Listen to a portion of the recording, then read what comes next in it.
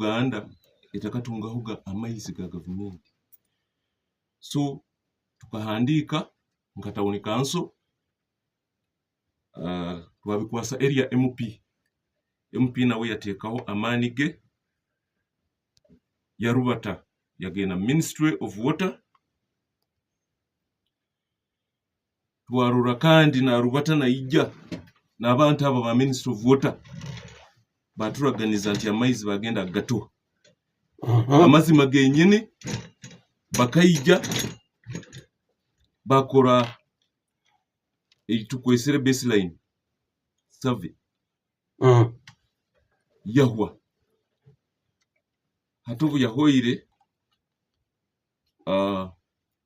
bakyora bagaruka gwa kabiri nuko batunihiza nti bakwenda kukora final design ya maizi ga bulimo baitu tukwenda kusima na district okuba district arubu sente buyatungiroho abo kuyambaho kuyirukira bulima tubaire kubi mu maizi. So hari nkubaliza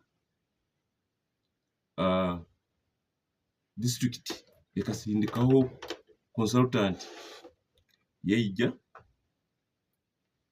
bakora baseline survey habwa amaizi agatiyita go kutandikiraho. So ekyo nkwenda kisimira district tuina nekizibu kya masanyarazi extension ya masanyarazi abantu abatukolire na program ya rural electrification amasanyarazi bakakira kugarabya amihanda batagataye munda mu bantu kandi town yaitu ekura speed ya mani tuina town nucleus town ya bulima kandi tuinaho na satellite towns nka Kisalizi tuinaho Marongo tuinaho Kyawinyi obutawuno obubona amasanzi gakaikamu kyunka gatatahe omu bantu. So tukwenda okusima area MP habokuba tukahandika area MP yahikira ministry ya energy hari nkubaliza ewiki ekwijjekyo ekutandika ya baraza tukunihira surveyor wa masanyarazi kuija kutukora extension ku surveying extension hali kuitagisa ite titukwetaga in fact lines zero ohira masanyarazi gatagende omu bantu. So tukwenda akora survey yegyo lines zero baita amasanzi gatagende mu bantu okumanyisaki amasanyarazi supposed kugenda at least 3 kilometers kugenda kuhikira abantu omunda nikyo tukwetaga okuba gali hangudo ababaire abali hamu hayino orugudo bakizire kutunga amasanyarazi. So twayitaga extension kandi ne town yenyine obutawuni bwaitu kutukabwine bwe expandingire bukuzire abantu bombekere. So kusima area MP habwa venchegi yatekingire kurura nti amasanyarazi kandi nombikiweke ebindi ebya Bujenje surveys ezo zikahwa tulinzire bulinda amasanyarazi kujja kugabyara ateki kya amasanyarazi inkitera rubazi buli matawuni kanso bakagiyeta town council abantu abakira batekereza nti town baitu town council yaita inaho nebyaro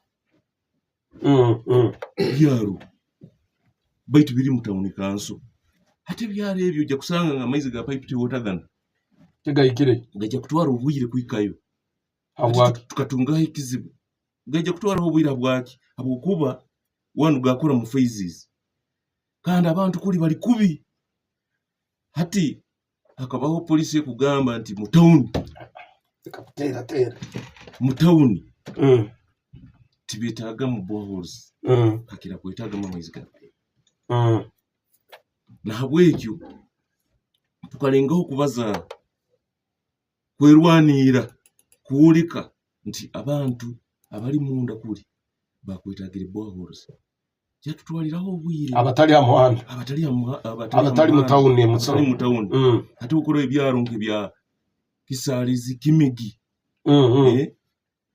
bugenda kuli Kyawenyi ogenderwa enkolo munda kuli abaire nehetagisayo ebyoma hati twabazaho na chairman LC5 twabazaho na kao ayabaire Fiona Sanyu kubayikirisisa nti programs za boreholes no waitu zisobole kola ki okwijjayo baitu nkwenda kusiima nti bakayikiriza water trust yayikiriza kutuhereza amaizi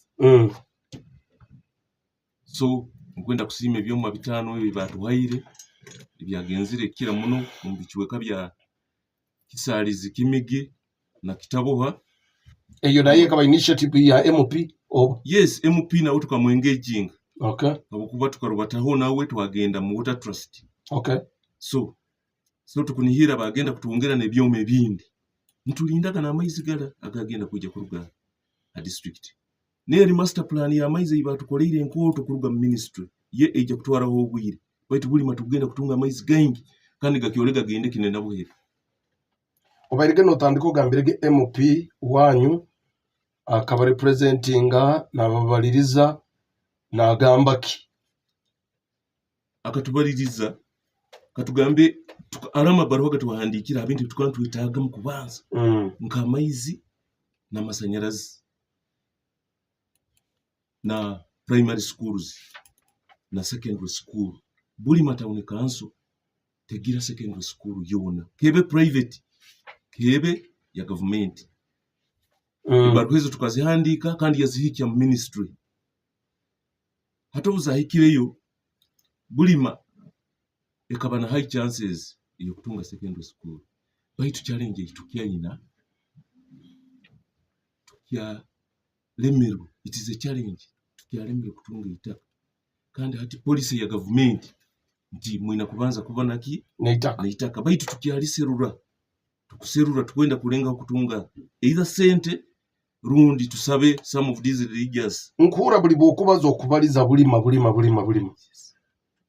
do you buli bikozero byona biri mbuli mahonka nahandi bikozero baitu obo kubaza bokuba niwe chairperson niyo chairman wa Bulima Town Council talking on behalf of Bulima I think so Bulima no we are here for the Bujenje county where and good negeri Bujenje yes so timanyobe bindi bya hando birekeira abandi nabandi bajya kugena nibongeraho ga baitu haruhe binkumanyaho okay ebindi nabibiheyo nicyo kikuru kwende hati for example mbalizoho rundo baire okya turukiro hawo mbalizoho amasanyarazi bukiweka bwingi bujya kuba ni bubalizibwaho hano tari buli mahonga cyonka handi surveys hoye asigaire kujya bujyaki amasanyarazi kandi eri initiative ya area MP okay okiruzira omazire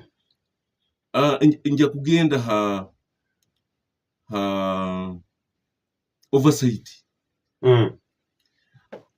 area MP aikaire hadi tubaire tuli haki before oversight representation yes hati ko tabalizeo okay gena maiso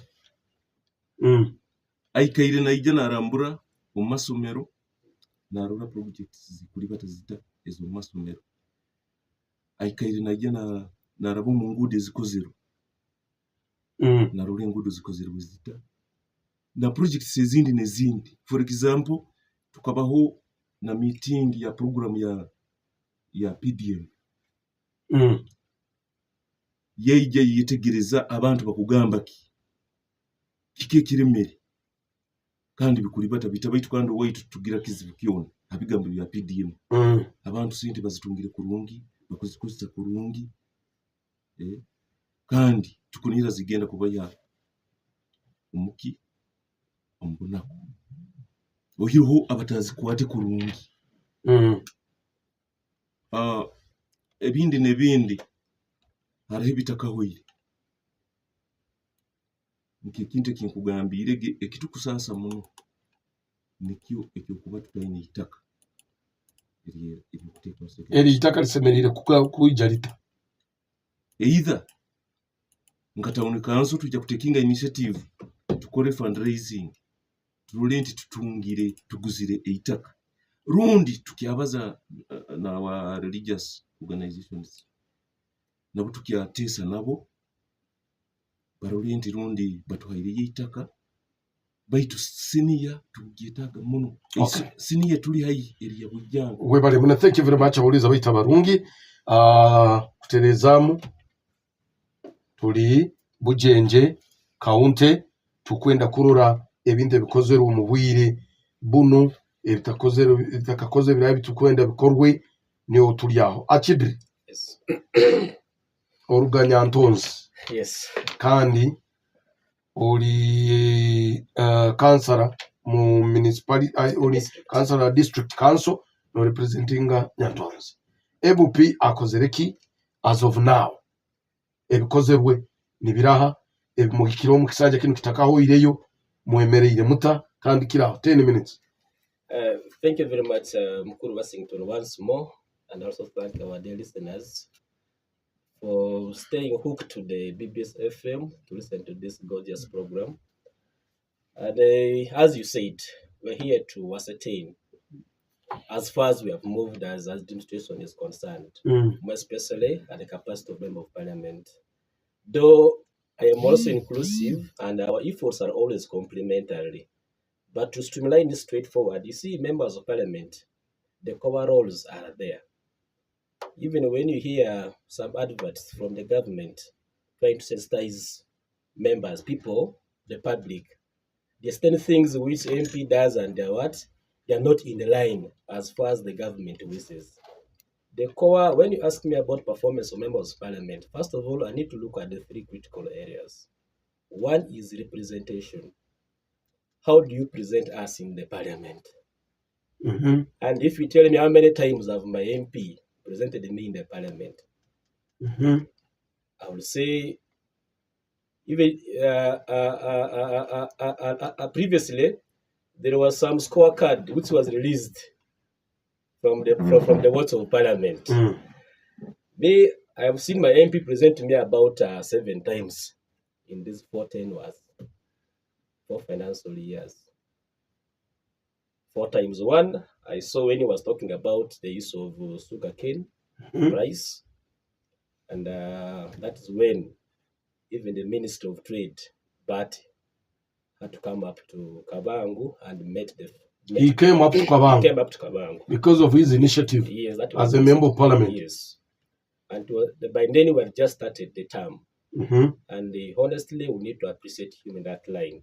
Though, as we talk now, not the sugarcane business has stabilized. No, there's still a lot more which we need to put in efforts and we pursue. But previously we had outstanding challenges. One was the high sugarcane age. People could look at people's canes were harvested at about months of even over 25 months. So it was, and even there are some canes which have been ignored by Kenya. But when the Minister of Trade came, at least there is some that I must accept the truth. Okay. And I also saw my MP when presentation, I mentioned for like 3. There was a time when we went and talked about national ID. Yeah, national ID. We also talked about it. And the issue of road. The current works at Biso, Mano Masindi Biso Road, which is yet stalling. And it is now outstanding challenge where I want to pray that at least, including even me, myself, and you, Mr. Washington, as a media, should come into our outcry. The issue of Biso, now Masindi Biso Road has stalled. There are no works which are going on. You will see there are obstacles on the road. For example, packed marams, heaps of those stones which are there on the road, and even those dams, those ditches, the pits whereby the marams were excavated. I've recently heard about the death in Nyabigoma, where we lost 3 lives from there. So representation, as far as the president is concerned, me, I feel I'm not satisfied as an individual here. He hasn't done it up to my expectations. How to push agendas, the critical agendas of people in the parliament. But I remember, okay, continue. Yes, yes, you can even ask me, it is okay, but I will give my overview. Yeah, you go. Yes, and if you look about the issue of legislation is all about making laws. You make laws which governs the public. It is collective responsibility. As the 11th Parliament, at least they have done work of making bills. They have at least visibly see bills are being made.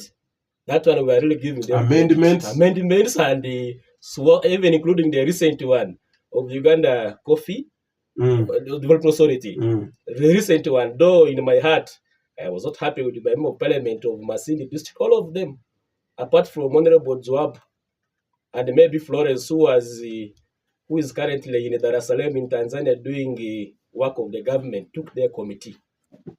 Our members of Parliament were not there in the House to defend this bill. And yet, the coffee is one of the key items grown in Bujenje. You know very well the areas of Bujanga, that one of where we get sands from, down there, where Mzee Sensanga comes from, Kikingura. Those areas have coffee. Even now, as the whole district, even Yantonzi. I heard he has been down. Don't you know? Your MP. Down? No, he has been around. I mean, sick. I'm not aware. But at least that day I saw him somewhere when he was also up. Okay. Yeah, I'm not criticizing. But then I'm just giving my overview as a person. But for me, when legislation is concerned, there is where they don't put in there enough personal inputs. Okay. How? We even expected a member of parliament sometime to come with the petitions, or maybe a bill and a private member's bill, or maybe you can join with some other member of parliament and you come with the bill.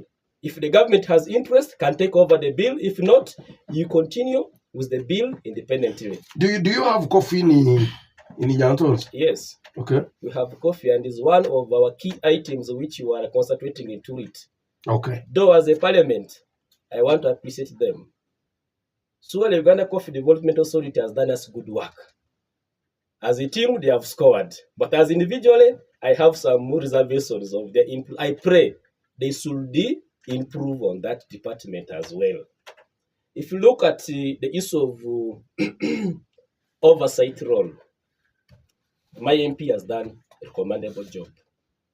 Monitoring, at least, I always see him on the ground as circumstances when there is developmental issues of the sub-counties, including Nyantons, even of recent. He was there for the budget conference of Ego Akabayo, I think some 2-3 days ago. At Nyantons, I was also there at Akabam.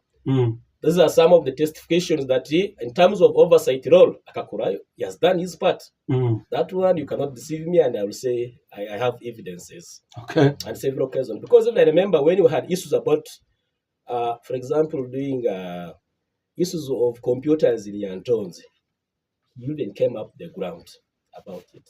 Issues of Nyantons, what? Yeah, computers. Of the school? Of the school. It's so many about it. Secondary school. Yes, I remember even Nali Ryombekerwe mu Kisanja kino. No, it was built in last Kisanja when he was still officially and it is recurrent. What started then, but the project started after until member of parliament. So what oversight role? I was there when they were launching, when they were giving out commissioning. Yes, commissioning. Computer bakazi ba Washington. It is very sad for us, but as Nyantons, we are very lucky. And unfortunately, we lost 16 computers. And that computer, you remember when I was almost even boxing somebody in the council, when those computers were lost in the budget.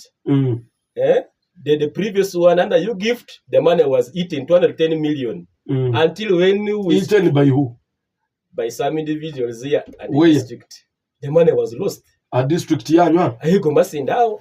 The money was million zinga millions 210 million. Milioni bibiri ne ikumi zikalibirwa district. A district. That's what you're saying. Yes. You're saying. Yes. And ladies and gentlemen, ono ali kansara kuruga ya Ntonzi aba mu kanso ya district. So ikiakubazaho akimanyire kandi na computer zikayibwa kuruga mu kichweka ki. Gena maiso. 210 million previously under you gift planned for procuring computers and lab reagents for Ntonzi was eaten. Though that wasn't in my Kisanja. But when we came in, under the wisdom of speaker, committee was instituted to go and investigate more. What happened? The money was diverted, misappropriated. That's why I call it eating. Okay. Because how do you tell me that Mr. Mukuru Washington, for monitoring, you can use over 60 million? Monitoring key. What? Ogenda pakanka. How do you know million 60 million for monitoring? Monitoring the school. Hey, projects. Masindao. That's how the money was anyway. I don't want to go deep to the other side. Okay, it is okay. Let's leave that. But later, the computers which were stolen, we got another computer under UCC. And that has just taken us about, I think...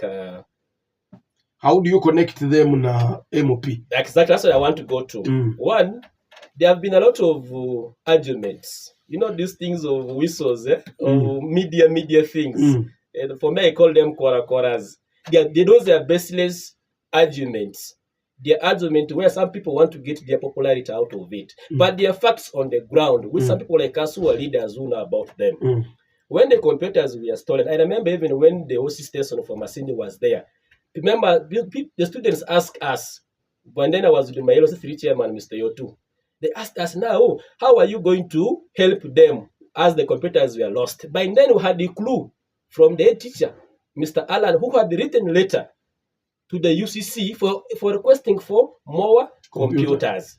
Now, for us as leaders, as a team. What is UCC? UCC is Uganda Communication Commission. Yes. Yes. Yes. So under UCC Uganda Communication Commission. Now, when we got the computers, when the head teacher wrote letter for us, that computer for me, I would simply say it was the initiation of the technical person, but followed under politicians. Since the member of parliament Naruga from the center, and it is easy area, he also takes the no. Let's be clear. Member of parliament tiniwe yakwasire sente omunsa akagenda akazigura. Ensonga enkurungu, was he following the issue current computers izire? Have you understood me? Exactly. That was his work. Exactly. That's what I want to say. Did he do that? Yes. Good. He did it. Go on. He did it. Yes. So now, I was through the use of computers in Ntonzi, how the uses of oversight. I'm trying to tell you how he has done his work. About oversight, because he has done his part in brief. Okay. Now, besides that, you know, as being a politician, and I'm one of them, amidst the other thing, because getting votes, you should be close to your people as well. You know? So the member of parliament also has done his part in that line. Though for us... Which line? I'm trying to tell you those lines of done on the ground. Nkaki? Those are what I call courtesies. Things you are talking about. Yes. Muba ni mutozo burunkurenga ko tinkwenda program entu gifori jungu. Ngenda bugenda mukanzo kwemera kubaza mutandika kutunulira weaknesses za. Yes. Ito omuntu babikozereho. That means akozera mandate y'abantu eyibakwenda. Exactly. That's where now Nkuruga, I'm moving away from the core mandate of an MP. Now other things which he has done. Even told in a core babantu. One, kagura emergency vans, which currently is helping to connect into different villages. Also generally improving the health, connectivity health management into transfer or referrals For example, for us as Nyantonzi, How many were there? at least there are 6. 6? The 6 is currently down. The one's moving us 5 now. Yes, at 6. least I know about 6. Mm. Because I was part of that when they are being launched by that time. He bought ambulances, those, let him call them, those emergency vans, and they're doing well. And at least the emergency vans and those ambulances were bought by almost all members of parliament from Masende. And in that line, we thank them so much. When he bought those 4 different, ataguzire Ekyooto, nkeza abandi bali baguzireho. There are people who are criticizing that now he has not brought this big one that can help people who want to be transported. And others were saying, abandi bagambaga, nti oguwe akozere kurungi agokuba lesere bukugendera kimo mu byaro kandi in different places. How did those things work? Bikakora bita. Mukakora muloso ba kukora buli bukaba burungi kusinga kuleta emwenko. Actually, Mukuru Washington, you see, these areas vary. Bulukucheka ina needs here. Yes, they have their own needs. Every place has own needs. But for us as a community of Nyantons, you see, in Nyantons, it's called unique area. That's always sometimes when I'm here, I tell for us we need an affirmative what? Action. Because we are far located. We don't have those rich gangs where in all homesteads vehicles are what? Sleeping. Now, if you ask me right now, how many people in Nyantons has a vehicle? There are about 5 who have a vehicle in the whole area. Yes. So for us, that emergency van, which is for Nyantons, it has helped us a lot.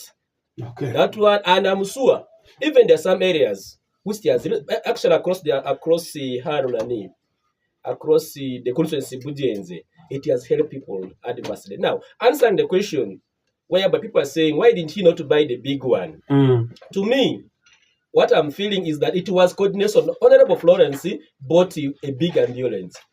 Oh no, Brother Wang Aledi also bought ambulance. And Masindi, as a government, we also have bigger, let one for doctor work from maybe Masindi up to Kampala. You get the point? It was complementary effort, but also we thank them too. What else has he done? Also, I think I remember, you cannot also forego this going to churches. Koraka fundraising, he comes going to some fundraising churches. Abakido keta ka fundraising. Oba runyoro niruta nanga ko. Ati omanyire bo kabazo oti murunyoro kuno isano kujoga. Kakaba katyo. No, for me, no, my runyoro is a problem, but I also wanted to fit in the thinking. But anyway, to also answer you directly, Mr. Washington, I know what you want to call me with. I told you they are core mandates of member of parliament. But you don't tell them, people, those mandates when you are coming for votes. You tell them churches, mosques, water, boreholes. But when you are in the positions, then you start reminding us of your core mandates, of which is not bad. Yeah, it's not bad. Thank you very much. Is there anything you want to? Yes, I didn't finish yet. Maybe to outline for other things which you I will come back to you. Thank you very much. Rekansoke nkole yakasente kataito ngaruke no mukuru Julius. Omusajja wani kwa koze. I have a challenge. Buli muntu wena nkura na agamba. Nina challenges. It's okay. Time is coming. Rudi pharmacy. Hiki ujane kubandizi wao kuchamba omutwe. Ego. Tunga headache. Obujuma kubandizi wao kuchamba omutwe. Headache. Echamba omutwe no garko ya milimo yawe. Kandi headache echamba maina akabuma. Engika za makufa. Hamuna musuija. Bali taitasi. Aliyo. Taitasi bakamwereza ubembezi yagaruka kuraraga mutawu. Hata kama executive. Betu really akabaseme by then Nyantonzi endo batinaye kaba irinzi kandi ari executive member are supposed to kuba hano buri kilo by the way isn't Nyantonzi is the farthest yeah the Nyantonzi are Bujenje and table cooking oil because rukuruga omukubeza kandi bukyokuyanchukulira kandi kuri muri momento amasanyarazi gatika kumara batayito oil eyongera put a Fanya. But it's okay. We are That's going a pimba. Nanka. Gold vegetable cooking oil ekolaba Mount Meru Millers kandi nejo bimye biri kwawukana omuduuka na supermarket ekuli hayi. Customer, wabale kuja msaloni yetu tahamu tukora na masaji. Eki amasaji tikiriki amani. Ekikuru mwina hair care black shampoo. Hair care black shampoo. No. Amojo, mutahemu akatu bakaina. Umanyire hair care black shampoo. Neyangu kunabamu kandi teku kuwatira hamu bino. Kutebyo kunana kuru yabula kujwise sagama. Neheheze isoka abakazi n'abasajja. Ekumara mu busubi bwingi buno mu isoka. Nakenyi mama wabana nikakozesa biro bino. Urabano gonze isoka eri kusoka kurungi. Kozesa hair care black shampoo. Otabuzabuzibwa nebijima bikwayisaniriza nka head aid biri bijima bikuzira mu rangi eya pink hamwe n'obusaketi obwa white okulumizibwa omutwe amaino omugongo olunda kwehulamu oluswijjaswijja oli mu nsonga ez'abakazi mira head aid osobola okuba n'oyevuula kulungi eddoozi za head aid eziikirizibwe biri bijuma bibiri okumira ebijuma bino emirundi 3 olundi 4 omu kiro kimu otambire ebijuma bihingwire 8 omu kiro kimu head aid ekayikirizibwa National Drug Authority eya Uganda ebijuma bino bisanga amaduuka goona amafamase okwetooloola ihanga lyonna omubazi guno gubaleeteirwe aba Mediworld Pharma obulumi obutakendeere lolo omusawo omutendeke. This is BBS #1 in Bunyoro. Years in a row and still going. Baba Safama mwebaleyo mundu mkumuramu kutaito kandi dakika ziri emu yonke kurai kwika saha tizkia hika tekia hika kwika saa isatu programu enu it's supposed kukoma saha ina nekichweka then nuko tugende program ya sports updates kugam sports updates tugaruke na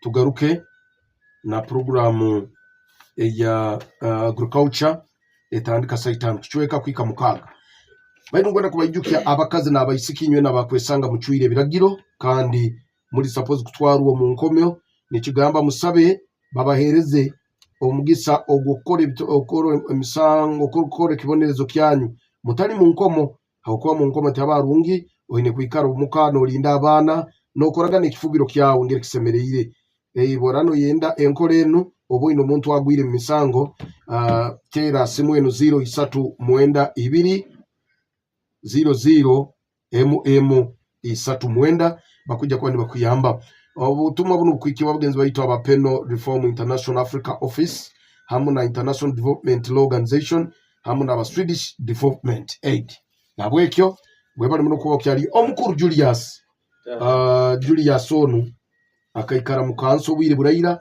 kandi ba member parliament bayizende bagenda ni bagaruka tukwendo tusigire kisani omukuru wonu yakamara y'emyaka ena yonka biki ebigenda maiso omu Bujenje webale mu 10 minutes. Nkwenda kusiima bagenzi bange nkutuli hano ha radio BBS awa mulimo mukoto kuno mukukora kwenda kubasiima hano bagambire milimo y'aba MPs kandi milimo y'aba MPs twena mali tugimanya kulungu eyibakora kandi okukirayo muno kuba legislative gukora biragiro ebiragiro ebyo babikolera mu parliament tibakibikolera waitu kuno ekikuru habaho assessment teams eza assessing abantu bano kandi tukira kubirora no mahule babituletera nituwetegereza abantu bano bakora bata tuketegereza abantu ba MPs babayireho abana baitu bakozere kandi mali bakozere bona bakozere kyonka hariho aba MPs abakozere kukira abagenzi babo ekyo nyoti kujya gamba wakozere kira kyonka tukugamba bikebi bakozere hata omuntu akuhuliriza niwe nakiwamu legislative laws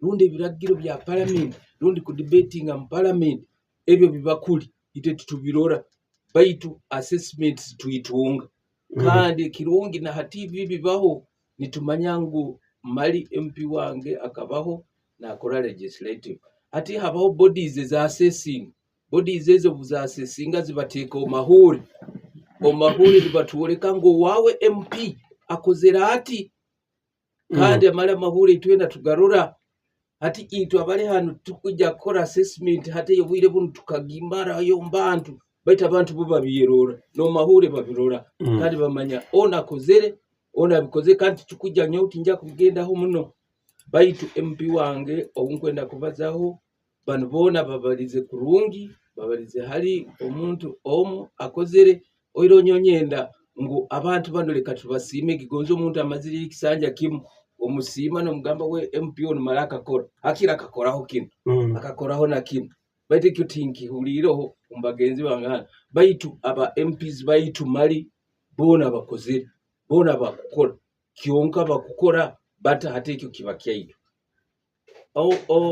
abantu baitu lero nyonkwenda kubazaho bona lekamba bazeho baitu kantandikira hali tuli Bujenje aba abayireho Kasumba tuli Bujenje baitu onkuru Kasumba ogwo emirimu yakagikora ekisanje kyahoyi ekisanje ekyo ebikure byatukoleire kamanze mbaze hali education akatuletera printing machine ekabeta kazi okaga Bujenje hano abana bakakora ebizamu mala amasomero bona bayehayo amasomero gona gabe private gabe government gakoraga ebizamu obwire buno tinkirora garu tinkawulira garo printing machine eroho ekolera abana ebizamu akakikora mali akonyera amasomero ate printing ye kafu printing ege kya ekarwaramu ekabamu nebizibu baite kyakora nebizamu bikyayigaga bakubikoraga abantu ebindi birugira na Kampala kandi akakonyera construction ya bangi na Rusangura primary schools otakampalize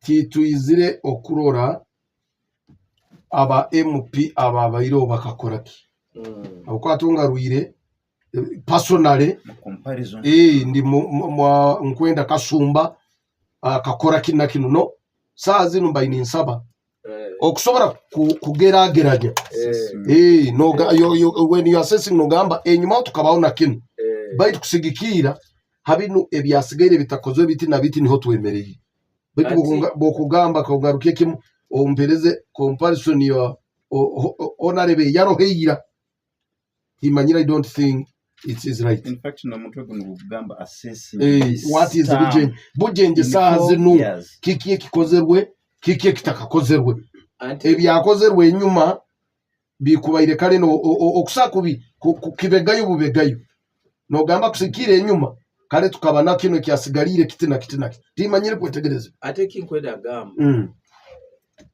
kale titukugamba ngo ohakozire kirondi kyonkanye kinkwenda gamba inye mu kitunge kuruga omubinku banimbaza ngo etamweno bino ebyakozerwe tamweri tamweno naho bikozerwe hati bikozerweho okuyambaho mbayini nsaba twasesinge tuti nti biki ebimwasubiraga kukorwa mu kisanja kino tibyakora na biki ebyakozere habwokuba tinkunira Bujenje kugaruka enyuma but you have a right okugerageranya no gamba nti kusigikira enyuma kino kikabaho kyagenda kyali kigenda kiti oba kyagenda kiti kya stoppingira hano tukantunira kiyongereyo okiroze hati nkeke kebizamu it is okokesere it would be good to be continued okyetegereza tugende maiso hati nka academic boards hati ono Kasumba kaba aina academic boards ezikaba ziroho academic boards ezo nizikonyera ziri mu constituencies zona mu constituency yaitwege ya Bujenje Budongo haliyo membership na Bwijanga haliyo membership ekinkwenda kuoleka ngo hati academic boards ezo tiziroho kiki kyazisi tinkumanya bwakiza afire abo kuba kyakubaire kino muntu akihondera oba Kasumba byarugiremu nazo yaziyo manyira aro wa mbere MP yaguzire ambulance oba munagire ambulance yagibayo oba akazibayo kyakubaire kiriki omuntu ari mu kuhondera nakihondera na reactivating these boards abo kuba zatukoleraga muno omu constituency yaitu ati kandi ne byamasomero amasomero hati obwire buno tinkurora abo kwatwikaire mu fundraisings muki baitu ntakurora MPs ne batahamu muno hati abo bwire buno kurora ngu twakonyera amasomero gaitu ati nka enyuma tamu zihoire MP wa mwetaga naija mu fundraising hati nka bujanga primary secondary school kakora fundraising baitu MP ya mobilizing abantu baingi muno baija neho haizire na prime minister waitu twatunga sente zikumara twakora library hati library egyo kurora hati na habwire buno teina kigiyongeraho tekahuaga hati nka MP wa hati yakubaire nayongera kurora ngo library egyo twagimalira ya secondary school yaitu nkabuli oiriho ontahirirege arguments zange nyoko maige nyenda kuzireta ati ontahirirege wandemesa ati ko kunda abana imbirete umbantu baitu MP nkeira yatukonyeraga kora trips za abana n'abatwara abana nibaba oriented kurora kwetegereza ngo abantu baheru bo bakora bata nkwijuka hakabaho na amasomera gamu agaba twaire no parliament ati ekitaro nabwire buno ekitakukorwa ati economic sector mu livelihood support MP asemerere kubana herezaga abantu be ebintu ebyokukozesa ebintu biraba ihombunaku ebintu aboine obwire buno akwa abantu baito bunaku nikyo kikuru muno kakuba MP akoreki okuya abantu baito mbunaku obunaku bukuba ne bwiruka omubwango ati juka nkenyumaho nka aba MPs abamaba bairo bakatuletera enko kuroiraza batuletera hybrid maize seeds nitubiyara abantu baito nibarugombunaku kandi kikuru muno MP kurora habunaku bwa abantu baito okubota rozera habunaku bwa abantu okubota ine kyokora ryale okusora kuba nokora legislative law baito okubota garukire hansi kurora ngo omuntu arugira atombonaku nikwa ketegereza bike binkukora mu parliament abo kuba enyumo naroraga ba MPs tinkuba zari kasumba wenga gonze honorable kabakumba oraga na lete mbibu na lete pumps zinizo kufuhira nazihereza abantu baito hate bintakurora tinkubirorera ukimu MP kuletera abantu nebikwate byokonyera mu agriculture akaleta nkemfuka ekintakurora tinkakiruraga no mutamu enu tinkiboina wabo kuba mali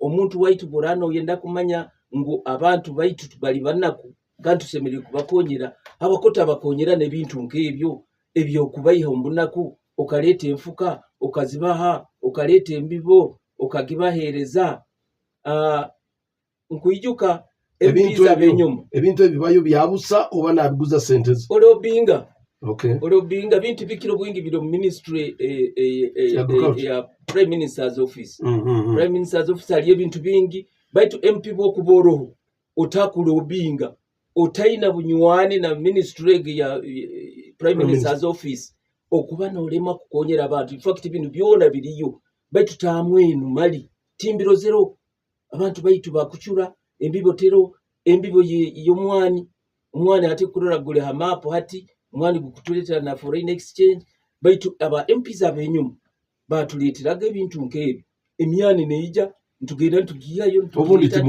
bondi temukubisa kandi tukubisaba ebintu era mwabisabaga okimanyire ngo hati MP ni waira kuwegesa abantu kike kisemerere kubayo obunako ati hariho embibo nkeye bihimba yaki obwire buli zaijaga ebintu nkebyo hati bwire buli tibirobu abantu mali tusemerere kubayo ombunako baletera embibo nkegyo bahereze aba boda nabo baka benefiting enyuma uko biro bintu tibakubirora yo kale bitoito biroho kubaleterago bujaketo obwo mbonka kubamara but abana bateka basomese obegese baraye habato munako ekya boda kano ukikora abakota kora na agriculture hali ukarora ngo okutaya esente mu nsawo yawo abenyumaho mu agriculture baletaga nebintu nka embibo yebisoro nka piglets nibahereza abantu batatinka boine MP no wahatinka boine naleta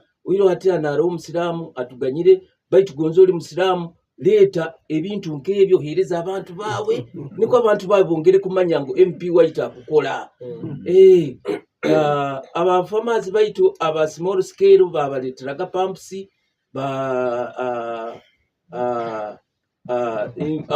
abamu in fact balengaho gano kurora ngu balesere projects omu byaro rundi mu constituency ezikukonyera ati nk'enyumaho abamu aba MPs ababairemu baleeta cooling plants abantu bantooma ziriyo ate abantu bakutunga na sente zabuziroho bakwitunga hati harwenyawukana kusanga MP abaireyo yakola ebyo byogambire haro MP kugendayo ataine kyakozere harondi MP kugyayo aine bindi byakukora baiti no yendaro batira script eri eyawo manyire niko kisemereye ati kisemereye kitiyo MP osemereye kurora abantu bange bemereye bata kandi ndaba yantale veno babateka levendi abakabura ikara mu legislative law yonka kuli otagarukire hansi kurora abantu baitu baraba abokuba nikyo ntatekege ningamba abantu baitu bakikozere ba MPs bakikozere batatu what level kandi aro assessment batu assessingire batugambire MP waita akukora ati ito tusora kubaza hano tugamba waita kozere baitu kuli bali batugambira ngo MP wanyu taini kyakozere abaire manyawe kinana nabayinga manyawe hano nturana ndi ukura norora kukora kandi kuli norora assessment de kabali bagitukoli balabagi abana bakimanyira kimungu babasessinga bata kandi naito hano mahuri tubirora tumanyi ati ito tukumanya akora na tukolera byo kugambe ebinkugamba bino obubiri by'omuntu MP omanyire bwamazire kiri atagarukire hansi gukora ekyomuntu ekyomuntu ekiramu hamwe kamwe ya level kikamuteeka hali akwa nakyo kiri kikuru nokora na oversight bya government bikurubata bita bikurubata kurungi government barade education ogenzere yota okonyero abantu kurura ngo bakusoma abana baitu bakusoma kansoke nyakarango kano ntugaruke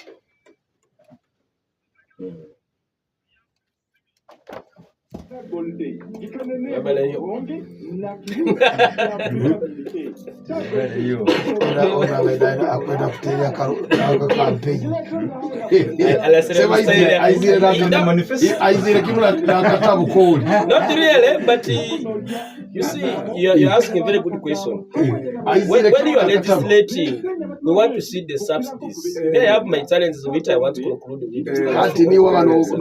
Legislation. That I was going to say on how you did. It was even, you see the things which I was telling you. Was it about 7 times? So the things which he has done, the things which he has, and as a human being, by the way, nobody is going to do 100%.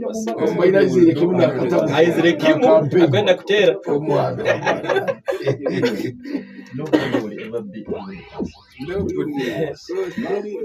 by the fact that he has. But I think we lack transparency. We lack transparency. And Washington is very bright not to tell people where I'm going to meet. Let them keep quiet. I hear people's views.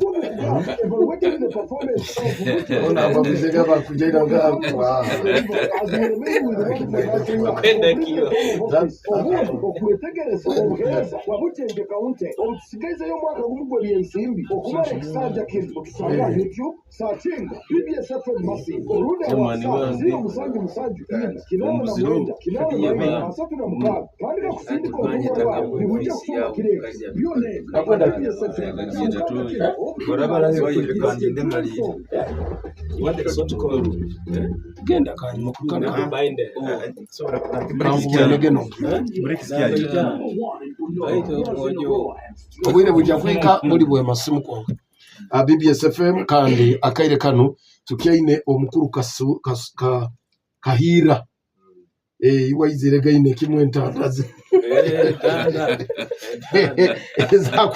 akwenda kunda bali takenge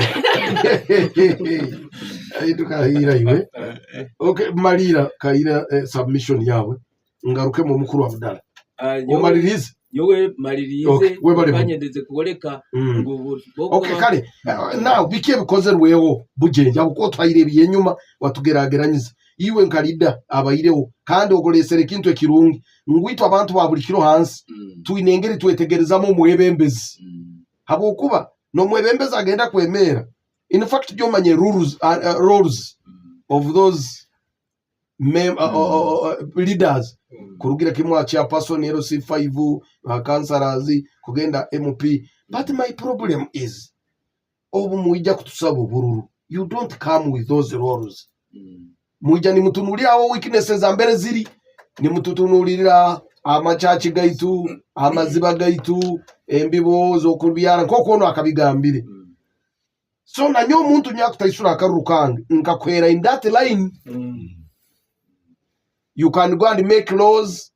Haruna laws ezibakora kuli ubundi abantu tumalira tairo 0 hano baitu bwojo kakora umuhando gumuntu akurabyamu ebyo kuli yabe nagenda kutunda mukatala kateka akasente mu nsawo warorokozere obujo kasemeza eiziba nambera kuleta amaizi titugamba bindi tibiri bikuru byona bikuru baitu kando birabi tali bikuru bakiba kugamba byama hansi ya katimba kemi kandi nino byama kitabu kyawo nikimanyisa nakyo kikuru.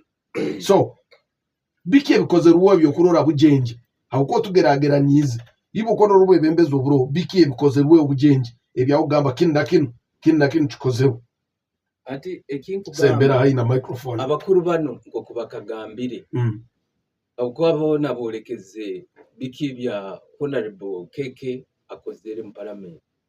It is true abikozere but it tugamba at what level obiraba bikozere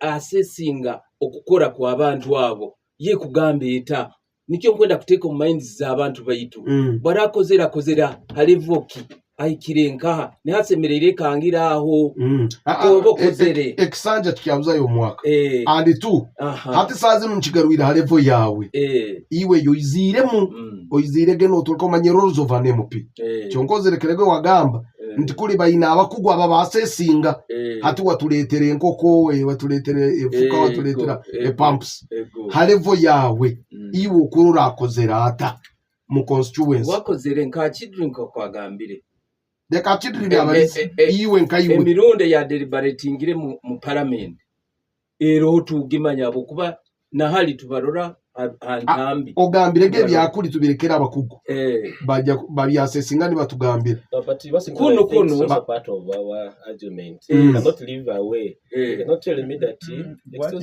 let's first wait a bit. Mr. Kaira himself said byakuri tubirekera babyasesinga wenkawe mundeke bagarukire let me repeat. Yes, you listen omukuru kahira agambire nti osobora kuri yobaza idwe ntukurana TV ngo balize cyonka abakugo barani bakwasesinga ni bakugamba oli we 10 we 5 kuri alevo yabutokozere alevo yabutokozere bayitito kumuntu kuranga akozere eki yagatukirekera abakugo yakiesomoram yatuletera akatabado yatusomere nkoko yatusomera buli kimu kiyo tuwe local person him personally now era my question to you as a person bokwano apart from zine enkoke zaro mbisanja byira MP mu bantu kuno abayira ata oversight agikozereho nibyo agikozereho abo kuba aizireho mu areas zaitu kuno kurora bike bintu bya government bikuru batabita ebya akikozereho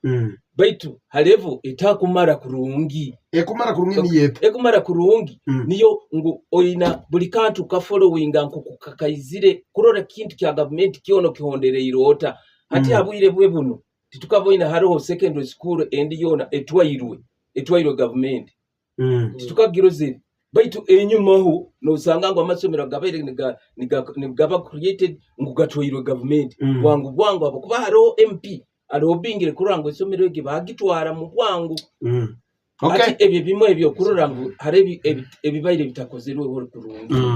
Okay, thank you very much. Aburiza bitabarungi turi Bujenje abantu abari hano bayikazi ba Bujenje edakika zi 22 zakaraba saha isatu ezanyenkyaka program wenu ikasaha ina nekichweka nkwendo tegeke simu iwanya kuri yoko uziraka ikasaha ina paitap tukujja kuba ntugaruka muri inywe ntuhuliriza ebe mukugamba omukuru wa Budala abasajja bakuru banu babalize ensonga zaabo ozihulire. What do you have to say MP waitu ekisanja kino kya Bujenje ntubazayo mwaka gumu gwonka ogw'ebyensimbi kumalira ekisanja ebintu byemerire bite? He's not a political assistant. Otyo muno mukuru Washington. I don't know. Tell us. Otyo muno mukuru Washington. Okyombalekere bubwire muleka obwire bwabazi wange nabo mubuleke. Otyo muno mukuru Washington kumpa akaire kano kubona nyo kinkubaza okanyuma yabayingi kubaza. Omutwe guno nkaguhura kurungi bwokaba nondalika kwijja. Era nyajangu wetekaniriza in that line. Yonka abwire buno nyikiriza nyongere kwetekaniza obuku mukuru kahiragiriza okunda ivatinga byanankire nyikiriza nyesetinga mu bigambo bitiito nikungaruke amuramu kubampa birema. Omutwe ogwatwaire mukuru moderator kukaba kwasising ekisanja kino Bujenje rubasireta. Ati mukuru kahiragiriza okunda ivatinga obwizire na manifesto kandi umuntu nagikomparinga abikibye ekisanja kino kinda ivatingira mu iroto mnyino obuntu tito mkwenda clarifying ngamu ne bondo bate hali yange. It is okay. Eno opinion. It's my opinion. Sikira kyabalize. Nkwenda kusobora nti enfuka, embibo, ebomba buli byejaga nibiruga mu ofisi ya Prime Minister kwa kigambire very correct. Kyonka government kusikira habwetago ina mulinge shiftinga enkora yayo. Hati ebintu ebitinkinga tingo hali Bujenje honka no bitali. Ihanga liona tibiri yabo kuba they shifted that by introducing PDM. Hati OPM tekiagaba mbibo tekiagaba bomba abantu bakutunga PDM ni bakore emirimu engi. Kyonkorera mko tukayira kinoting. Hati tugenda assessment. Mutanya muramu. Nkwenda kusima pano yitwine eno habo kuba gali mazima. Barukiziri kurubatira hamuramu. Manyibo bano makinga nkabasomesa in exam cyo kumakinga you must have a marking guide, otherwise utagine iyo uri musomesa tindi betu nkimanyire ko kubanga somo. Okay gena maize oba na marking guide utagine oyesanga ikikiro kiro kisazire ohabite gwire okitikingi betu I'm grateful to marking guide babire nayo bamanyire kiki MP yasemerire gukora. And along that nkwenda kwikiriza nti MP mu mirimo ye yasemereye gukora gali mazima agerezo gikora ikisanja tikikaho irindi cyo nterero kagamba agerezo bearing in mind that hari kiraho era asa kuba akorera kimwe agimazire nicyo ngamba ntyo nicyo ngambire ntyo then oyongereza mirimo enene manyiro yakora mu mateka hariho n'obujunanizi bw'obundu bwatwara nko omuntu obujunanizi bw'abantu bo natarabe kulembezi bonka buba bwayititwena kyonka nkunira go bundi n'obundi nosanga kandi hariho abantu kandi abali mu bikaro bibwe kulembezi nibe kulembera abantu nibabororera nibagamba in fact bakuzetaga useless handouts baitu nyo habwange ngamba nti kobe mwe kulembezi ko botali obujunanizi bw'obuntu obu supposed ku bantu buhereza itwena at our levels. So omwe kulembezi bwa kubarugire nakaka kyongera wazana an added responsibility nakyo tukwetaga tukimusimire tuleke kandi kumara amani abo kuba bali abareceiving babandi basima and true ekindi kumanya hali mukuru keke nicyo kurura nti ngo haroho abama bakugamba nti takizire kuhayo mu bantu in support of household nakinaki enkora ye abamusajja mwikiriza wa dini muno dini tugamba borabo gabiro n'umukono gwo buryo gwo muso kutamanya tikikora amakuru omuntu kumuha ekintu katandika kumurangira kiyonka mu Bujenje abahayiro bamanyirwe bo bakumanya borani bitaga baje kutera masimba testifying but I'm totally ruling it out nti ngutahire tabairi obujunanizi when that line bingi byakozere kiyonka tarangira so kwenda garuka hatisanje kino ni ntematemamu habikinye ebimbo inenko muntu obutugenda mu education musajja ona ine byakozereho mu education Bujenje nka eisaza tuina magombora mukaga tuina mu secondary schools ina by policy tuli supposed kuwa na masomero mukaga Habokuba buli gombo li supposed kuba na secondary school. Police kikuli kwenda ku omuntu. Baitu habwaki twinaana habokuba amagombora mukaaga gayizire hati. Bujenje tukatwina amagombora abiri. Hati bobachwiremu bakuritinga those administrative units empyaka kandi kyaletamu ekiyetago kya amasomero ganda abiri. Now the challenge is Budongo SS ekabiri yaguleta Budongo hata abwire buneke sanga eri munyantonzi sub county. That's why it even bears a name etali a sub county haleri eri Budongo SS within Nyantonzi. Then we have Budongo sub county, the mother sub county yote in a secondary school. The challenge is one. Chonka secondary bagiyeta Budongo secondary hakweri Munyantonzi. Yes, habokuchwamu. So Budongo is supposed kutunga secondary school kyonka ebyetaago ebikwikiririza kutunga essomero nibyo bikyakolwaho. Habwa Budongo eitaka liro kyonka government teteeke sente zaayo eitaka etali gazetted etaine kyabo. Yes, iki nikyo kitakabaire kubaho okirabaho procedures ezirabwamu government kujja kumbeka essomero zimanyirwe tizikutandika abwire buno tungakuba nanka amanyire muno zero. So ekyo kirakakorwa Budongo ejja kutunga essomero. Bulima habwake taina bwire buno hati kalitangu yekusera itaka eroho egendo maiso titikazoke kakoyo birabaho. I believe bino byona bigenda kuba nibikorwa. So ezo essomero ebiri zikuburamu tikiri habo kuba nti someone is sleeping. Haro nsonga habwake.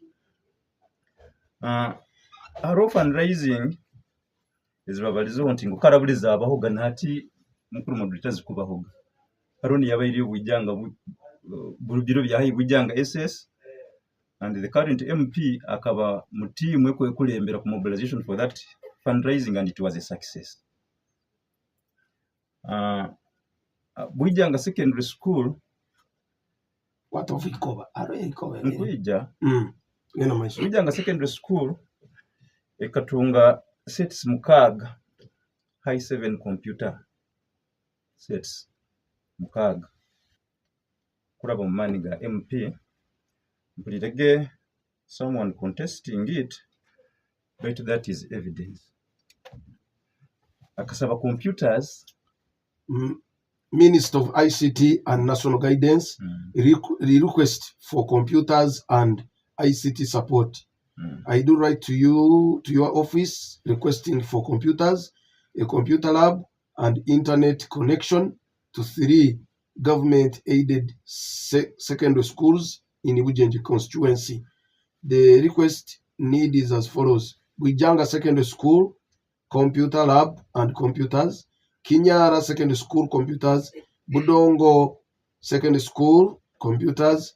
This will go a long way in improving ICT training in the above schools as we build towards achieving the NRM government's drive towards socio-economic transformation of our country. Yasainingwe barwenu Kiza Kenneth Nyendwa, area MP, area member of parliament Bujenje County, yao copy State Minister for ICT, State Minister for Higher Education, State Minister for Human Affairs, Permanent Secretary ICT Ministry, Permanent Secretary of Education, Minister of Education, kandi ekandikwe ukwezi 24 January 2022. You receivingwa bakwa. It was received, it was receivingwa Ministry of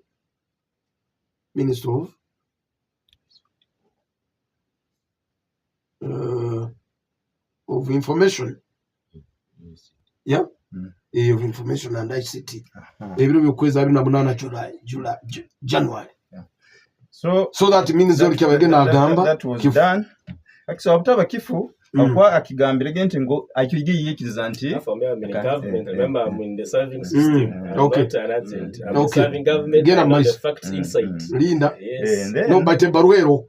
But he was following at a different level. Then you are serving, you also serving at a different level.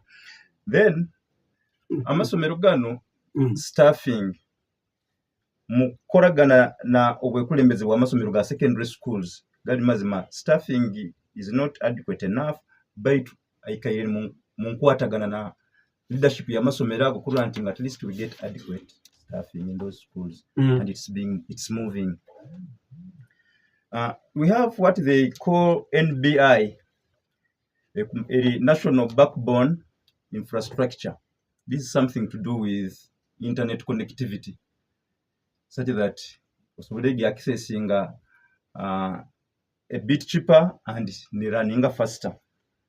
This enankeno initiative eno ekorwa government na nita Uganda niyeri in a driving city ekintu kino haro efforts kurura nti masomero gaita abiri agali close to line ejja kuraba the national backbone infrastructure gabe connected. This is Bujanga SS and Ikoba SS gagenda kuba connected. This one is in advanced stages because we're accessing cheap and faster internet connectivity. Bazano yangu yao tugenda abudongesesi neri ya isomero yatandikire current MP ali chairperson C3, so efforts zikatandika anakyala to that level, and during that time as budongo bakongera bagura ho isomero eryo eitaka hari exahiki ali kiribwire bono, so ayikaire natamu efforts nyingi kurantingu isomero eryo lyakurakurana. Computers 20 zibali zibweho mukono gwe kukaba mugwa amani muno kuranting computer 20 zizire kandi ziriyo. Enteekeza y'okuwombeka girls hostel ekatandikibwa head teacher yabaire nibamweta Alan kionka bamu, in fact akusima muno head teacher ono Alan kabe yarugireyo na chairperson LC3 Ekyooto collectively bakwata ekintu kinu bakijugumbya, fundraising yakorwa, contributions zakorwa, and girls hostel awire buno muntu okusobora government nga haro ekikurorwa wonti nga haro ekigendo maiso.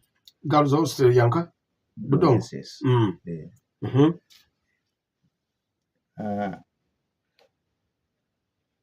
Ikoba SS now sumo wabaire fundraising yokumbeka wall fence nawabaira alomu team ekwekulembera kujigumya kwa fundraising egyo kandi akaba participant mukuru mu fundraising egyo and gali mazima ikora fundraising akakorwa no mulimo gwaturuka sente bwasorozebwa and bikorwa na wakateeka ho mukono, so ekyo government ngibyaro lwaga buli bwire bunti bikyaroho. I don't believe bikyaro ito ngoiro kinkuswa kwikiriza bisaba kuba bitakumara kubona buli chakaboga hari muntu yakagamba gantu nga kintu ki tumazirwe abantu tebamarwa nicyo kora ne sente gonzeri siringi mubagamba 1 shilling only nobuziba million 10 bagamba 100 million shillings only. Meaning that ebintu tebimara at all times. But things are moving. Ati still nkwenda clarifying ekya amasomero gano kwa abantu bakirolaga muno kwa it's like it's being neglected.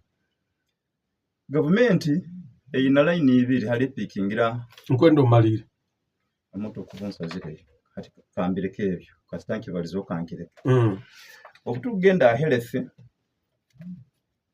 MP aina bingi byakozeremu obukutandika roles ze inaziri ezimanyirwe za parliament kuraba mu roles ezo emuha roles ezo ya appropriation ha district and so financial year yakagendaga hatayizire sente mu sector ya health igeba effort kurugero guhabo kwa district ekarane planning ne budgeting, but whatever they budget comes from the center. IPF, the minister knows us, we have our voters in the minister is allocated the money. It is okay, it is Abdallah's time. Minister, let me tell you write down. They have their IPF, the minister knows them, but minister tatunda mwani tatunda bicholi niko abasindikire sente inyo ninyo murabya budget ya budget gerabiraho mu parliament ne allocating that minister those funds. Do you go to the budgeting committee? Kikuliga mamisa gana nateme bitoke bye natunda mata na abasindikira sente. Okay. Does it come on mobile money? You first finish No. Okay, you go on. So buli mwaka zijja, things properly. buli mwaka zijja kandi emirimu esemererwa okukola in that sector neekolwa. For the district, in fact, mostly is implementing sente ziba ziyizire. Hati challenge ebeerawo kantukira oversight no bantu balolera nti kandi MP kanaisana kubata baitu eri role ye. Like for example mu sector ya health education hari sente zije nizigarukayo. Obucheke busangwa buli hansi hano abwakizigarukireyo. Nisanga nti nga abantu abasemererwa kubumbika ro they were not recruited abo kubekizukiri hano. Kyonka umulimo kukozwe sente ziyizire zangire kukola nisikane zigarukayo. Kyonka ijuka zigarukireyo twine bizibi kwetagise sente. Biro tukuligama tumuzigarukiye kuba tuli kurungi. And two still mu health muno kandi bo bantu ba chidri bantu bazigaruza yese. Ati manyire baraba nawe ali mu tinyo ba kanso yana. Ati no asa kuba ali kansala hano kyonka ebimu atakubimanya. Nabimanya kyonka kandi atakusaba kubikwata. Atainawo mukono. Atainawo mukono. That one can also be true. I'm waiting for my time wasing. Kwenda kusema area MPRY initiative yokuleta buno bu emergency funds. Obu abantu abandi bakubalirizaga negatively. Baitu really emergency funds zino zikozera omulimo kandi ziyambira abantu baitu. Oiro nkwenda kuoleka nti MP hamotoka zine ziyalesere. Cost yokuzigura buli muntu akusobola gyesere umutwe nagitunga. Baitu operational costs za motoka zino tuligamba kakanga kuzigura. Buli motoka egira driver agivuga kandi ataha musara. Buli motoka ekorwa service monthly. Ezindi tizikya nokweza bwengendo zirubata muno. Na asasuruwo. Asasuruwa. MP. So I never driver abayinga mukaga. Bona bali amusara. Yes. Services ya motoka zino bundi ehuwaho nokwezi kutaka ikiri. Habo wengendo ze kurubata nyingi. I'm not saying it's a problem. Continue saying I'm not saying it's a problem. Don't kusobora. Don't kanti omanyire political leadership is a calling. Nkobo buyizire kukora habo abantu kukora abantu. Burungi bwanze. Kukora abantu. Emotoka zino monthly on a monthly basis and as spending sente zitalansi ya 4 million emotoka mukaga zino kyonka nakikora habule but really initiative ene kayije kabanungi kandi abantu ebayambire and mukubayamba there is someone who is carrying the burden kandi in good faith. Yes. In good faith.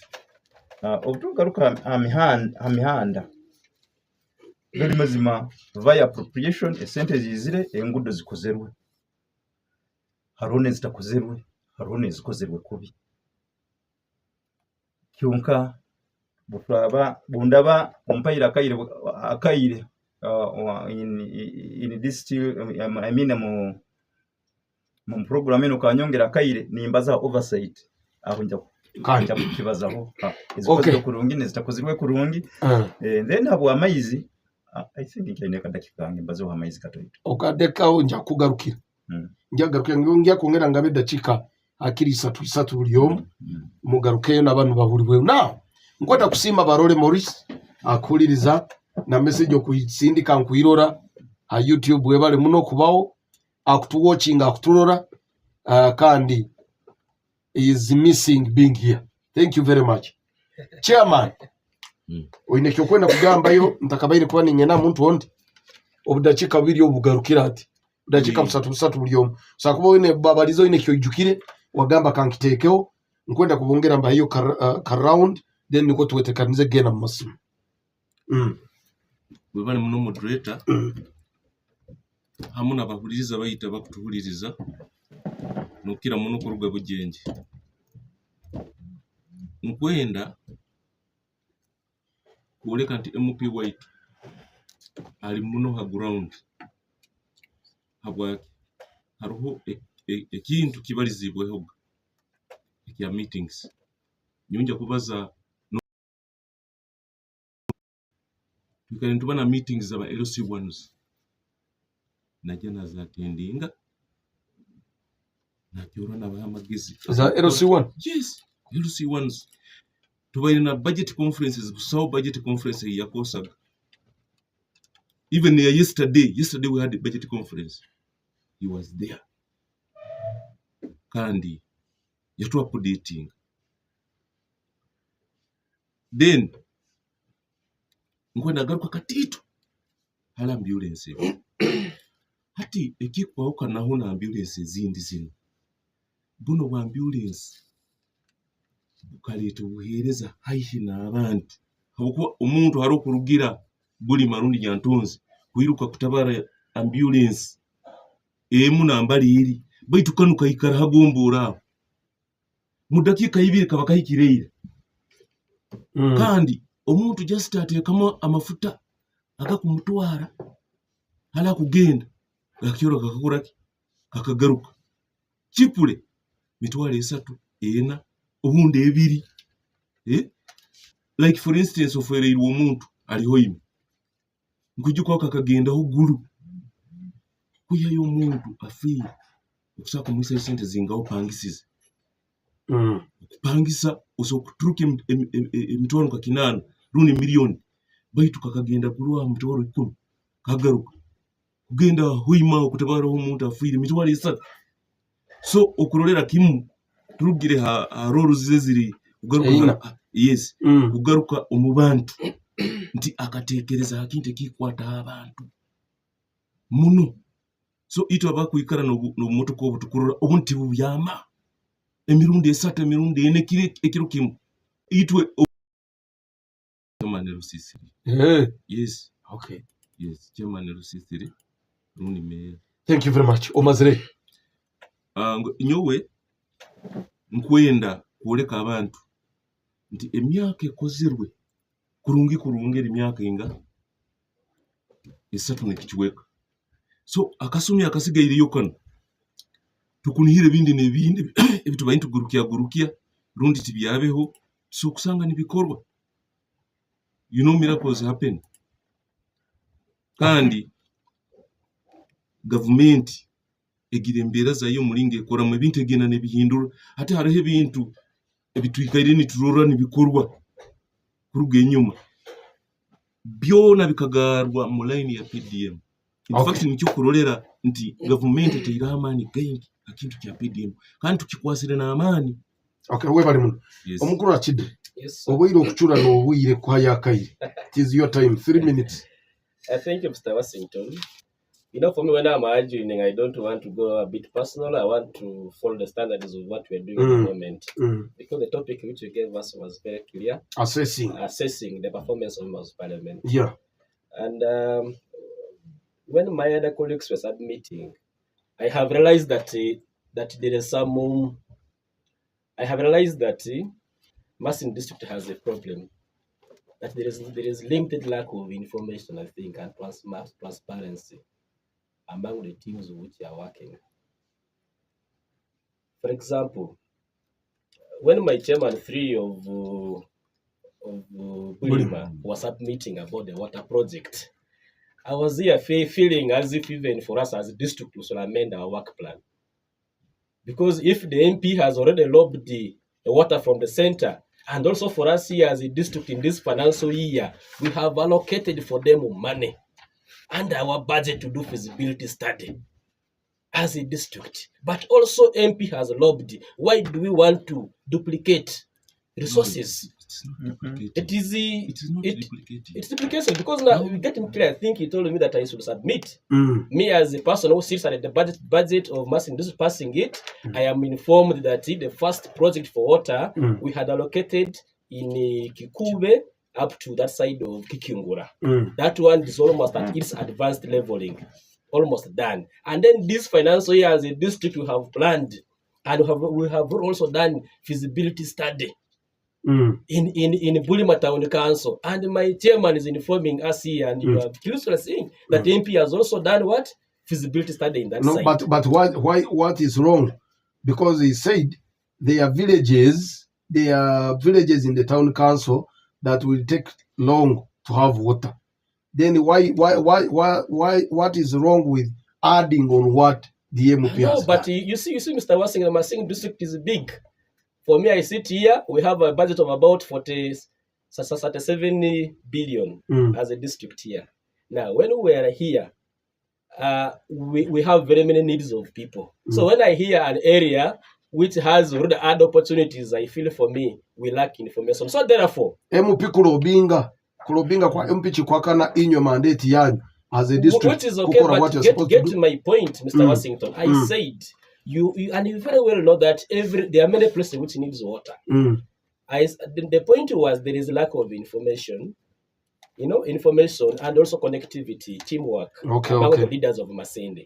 My prayer could have been, as a person of the district council, an MP is an ex officio.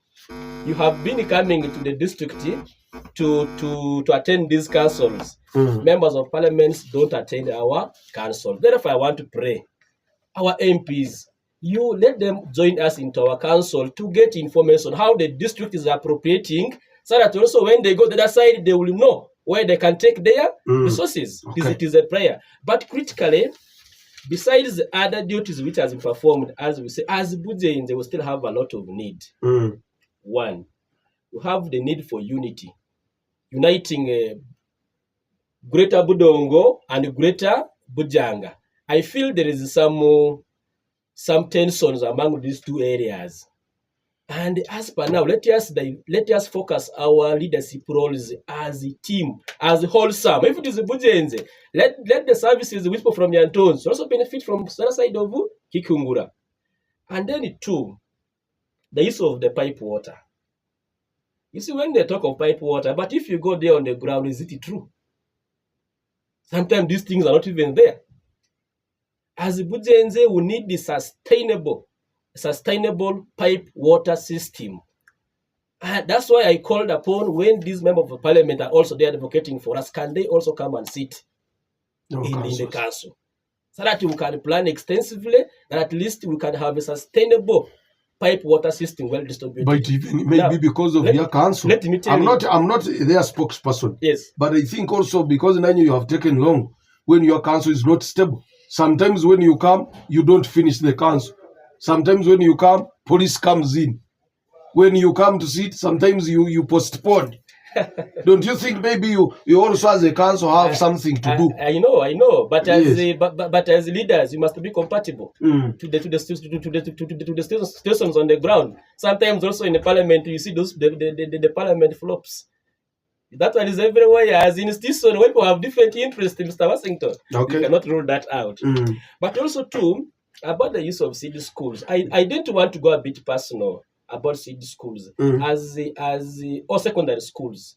That's why I'm telling you, as needs of Bujenje in general, in the remaining 1 year, if we can streamline our focuses in that line, we shall really say that these kisans of 2026 have been effective for people of Bujenje at large. Okay, thank you very much. Excuse me, before he comes in, the use of the city schools. Somebody was saying we have not received the monies.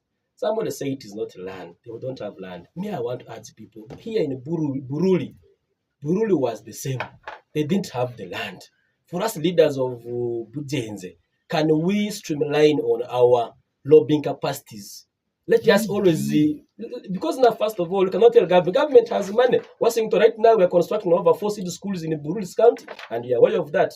And nothing in the Bujenje, but we're here lamenting we don't have the land. Who's supposed to give us the land? We're supposed to lobby for those. So I'm happy for me as Nyantons. What I'm advocating for now is a technical institution for Nyantons. That is me. And my prayer is if it can also be Who is supposed to give you land? technical institution. No. Yes. As a sub-county or as a constituency. Yes. To put a government school there, who is supposed to provide land? Then it's all about lobbying. For example, Lobbying from where? let us take a leave. Because on Agambire, let us board a leave. on Agambire, government does not put money haitake taine kiapa. That means kugia kulete isomero muine kwa muine kiapa ne itakaliro tenuko nawe chikaguzo kyange nkai wakorera mu council Yes. Masindi district Exactly. itake eryo ohali supposed kulitoza likabaho. My argument here is that, for example, let me give example. No, we want you to educate us. Okay, let me give example. For the case of Labongo City School, what happened? The community, when there was money realized in the district here that we want to put here city school, the community ran very fast, and the Catholic Church gave us the land. And within a period of about 2 months, they got the title. Then you community of Bujenje, if you have failed to give land to where your schools can be built, exactly, that's what I'm saying. For us as the leaders and the community of Bujenje, let us ensure that you have such a good will. So timukagenzere mu bantu kubalise ekigambo kubayita. Exactly. Okay. So and you know, such are necessary. The government has money, by the way. Government are innocent. There is nothing government has not. There is money. But you have taken much of my time. Maybe as I conclude, issues of maybe roads. We need the especially for us connecting roads, like bridges. Now, if you look at right now the road of Ejinga, that connecting Ejinga to Kigorobia. Whose responsibility is it? That one, it is overwhelming for us. We need our members of parliament to push for it. Have you written a letter? Nimusaba is informed. Involvement. They're informed. But now, if a leader is doing consultation, if a leader is doing monitoring, can't you understand people's needs? Now, why do you want to be written? Yes. The leadership has levels. Yes. Exactly. In your level, a local government kind of junanizibwa buli bwanyu. That is a district road. Yes. If you have failed, it is a sub-county road. Have you formally communicated? Government does not move on hearsay. I am seeing my brother Abdallah is laughing. No. But honestly, what I'm trying to bring up, and I like the question which you have brought, as the council, what have we done about that? Have you solved for whatever thing I'm speaking here, Mr. Washington? I have evidences for them. Unfortunately, I didn't come with these evidences because I knew I was coming for a sober discussion and the balance, which is okay. So it is not. Sorry. It is not a sober. It is a sober and balanced one. I knew. I didn't come. Excuse me. For us as a council, what we have done about the Jinga Bridge, one is we have taken it up as a district. That's good. We are waiting for funding from the center. Then two, we have recommended it under KAIP. KAIP is the Community Access Improvement, Infrastructure Improvement Program, which targets to improve on access roads. So you have hope. Sorry? You have hope. I have a hope. That's what I'm saying. If there is a need, let us not sleep in this 1 year. Let us entice our MP, members of parliament, to keep on pushing hard in the parliament. Okay. Let us entice on, let them streamline the legislative role and budget. It's not about this lesson, but it's about what have you brought to Nyantonzi. Okay, what have you taken to Bujenje. Just to understand. Exactly. When you contacted KAIP, yes, did you write a letter to the Honorable MP for follow-up, for help in following up the issue of KAIP towards that bridge? Like for me, as the leader as a district? As a district, yes. Because after making a recommendation as a council, it is the role of the cow to write, if possible, to write in. But the MP... Have you written as the district? Let me correct that statement of viewers. We are not supposed to write to the MP to do the work from the district. The MP is an ex officio by law of the council. That is why I said they should always come and attend these councils to coordinate to know your resolutions. Yes, I don't need to write to him. Good. Why? Thank you. Omukuru Kahire. Tata. Owulira ebintu ngeri byanyuma ati. Ebintu bikunyuma tata. Oyina eddakiika isatu gwenda genda amasimu. Ngenda kugambira abagenzi bange ntuli hano. Ngu cycle ya parliament erubatiro myaka 5. Mwaka gwokubanza guba orientation. Omwaka gwa kabiri aho MP ne hatandikirako ogwakasatu ne aba hati amanyirire nakolera kimu baito gwakana tuba tugenda towards politics kugaruka hati mu kisanja mu kugenda mu primaries obo kuba nongambira ngo MP wange ngumunira kuba nakora mwaka gwakana obo hati ngwenda kubagambira amazima ekyo mukirolere kimu keki oko buli mu mwaka mukora baita atajja kuba ali hakusera karuru ko kugenda mu parliament kugarukayo ekisanje so kindi saiko ya parliament bokota koziro mwaka gwa kabiri no gwa kasatu ogwakana to kunihira kuba nogenda akore kyo kujja akora akwanya zere hano ayogezi bange bagambire ngo bakunihira MP waitu akujja kuba mwaka gukujjo gwakana kuba nibwe bintu bimu nabikora nkwenda kugambira amazima gonyini ndi hano nyinja tujagaruka hano baitu ujja kusanga ne bagambira jakora atabikozera abo kuba bwire kuba mukwasire baita arakinta kindi kinkwenda kwabuza byona mu kuminira kuba nibikorwa mu kisanje kimu Bujenje yone yangasani wano ati ekyo tikibaho ati iwe niko kiyetagisa yotakibaza akwabo kibaza hambe onkano omuntu ajja kirindira akwabo gambire ngo kabango omwaka guno gukwija tukunira MP ajja kuba arwanisize kurura giteire munanga mu government kikujja kuba kitakusoboka abo kuba process au mtu kuba tugimanya processing ko kwerubata egira akayire kayo kujja kubitwara bibanze byemere mu ministry baze byemere bitarubasire no nkoko kubaire no binihira okay kaguzo kyange kikusembayo umanyirira kandi yongere wabaza wagwa in my question imbarge nkwabuze nyuma omwaka gwakana tinugo tugenda gubagwe kisanja tokunira Ekyooto muno MP kubana akoze judgment yawe bwire bunazo wistock MP wa Bujenje county ali mu office bwire buno singa alekera hano ewe bitsigaire maiso bikalema akagaruka mu kutoza akaruru nobo mu regardingire nkakozere obatakozere kusigikira mu assessment yaturukire eri recent akubata kozere ngambire yawe akukogambirege ogambirege ndeka kumboza abuzo mukuka ogambirege iwe nyini iwe ogambirege yakuri tugeganyire ngwe yakuri ari bakugu iwe tori mukugu tiniko ogambirege ngwe iwe tori mukugu bo bali baba bakugu kandi basakora osakora kuri kuno takozere bo bayirege no soma of course niwe nyeserege tinyesere muntu wona bo bayirege no some byaro inyuma no some enkoko no soma amaizi no soma ki wagamba ngo umuntu asobora kuba bayire kuri mu legislation na ruranka abakuri bakozere bayitito kuno hansi takumurura kozere hati na kigarurana assessment yabaligireka bakugambege yabali yabakugu bokore yawe pasono nkakayira hansi hanu warekeirege hanu atongera akagambe ibindi birajya mu kisanja kiri ekisanja kiri nabakozere nabatakozere habo kwa ine byogambira akozereho akuba na buruwamu akubata kozere Dikyo mbere nigende okay edakika ziri signa zenyine nkwenda gena amasimu buyire bundi kankweye dakika ibiri umukuru wa Abdalla dakika isatu dakika isatu ati nabine bindi kambere ke ko bikoze urembere genta kabimazire buri bwire bwankwate ekezibo kubaza ampora dakika ibiri kanziko isatu zompere kanziko zisana